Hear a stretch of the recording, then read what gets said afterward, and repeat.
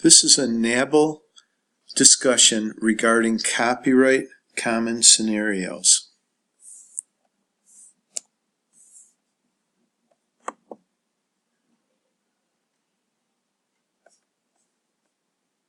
The first scenario is a YouTube video. I found this great video on YouTube that explains my lesson content in a creative way. I'd like to post it in my online class. Can it be posted? The answer is maybe. I believe that it depends if there is copyright infringement by the material in the YouTube video. The material in the video must be analyzed and a determination made if the material is protected by copyright laws.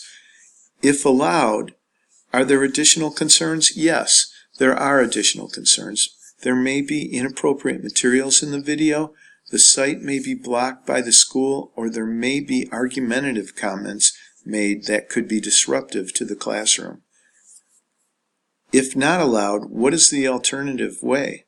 In 2011, YouTube for Schools was introduced, an opt-in program that allows schools to access thousands of educational videos from vetted YouTube channels like PBS, TED, and Khan Academy. In a safe and controlled environment, the teachers and admins choose what videos are available to their students. And some YouTube resources are listed at the bottom as well as PBS, TED, edutopia.org, and Khan Academy.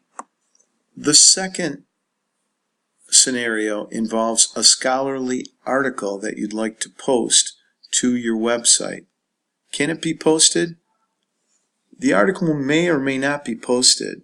There's no magic formula that states yes or no. You have to consider the four categories for fair use, and each category must be analyzed individually. Items that tend to favor purpose, fair use, are research, transformative, parody, education. While in the same vein, items that oppose fair use would be profit, commercial activity, denying credit to the original author. If allowed, are there additional concerns? Yes. Even if 3 of the 4 categories favor fair use, the one category that doesn't may outweigh the 3 that do favor them. All 4 categories must be weighed. If not allowed, what's an alternative way? I have included a fair use checklist from the Columbia University that can be very helpful. The resources are listed at the bottom. And here is the fair use checklist. And again, the 4 categories are listed: purpose, nature, amount, and effect. And it's a checklist to, again, try to determine if the scholarly article is, if you're going to run into trouble with copyright or fair use. The last scenario is you found a great website that explains my lesson content better than I ever could. I'd like to copy and paste some of it into my online class. Can it be posted? I do not believe that another person's website can be posted on your website because it may violate the copyright of the person who developed the website. Just about all digital content has the same copyright protections as non-digital content. Copying material from a website and posting it on another website may violate the copyright of the person who developed the website.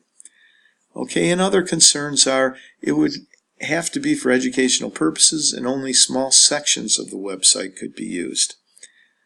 Alright, an alternative way, again, fair use would allow small parts of the original website to be posted, but there's no rule as to how much is considered a small section.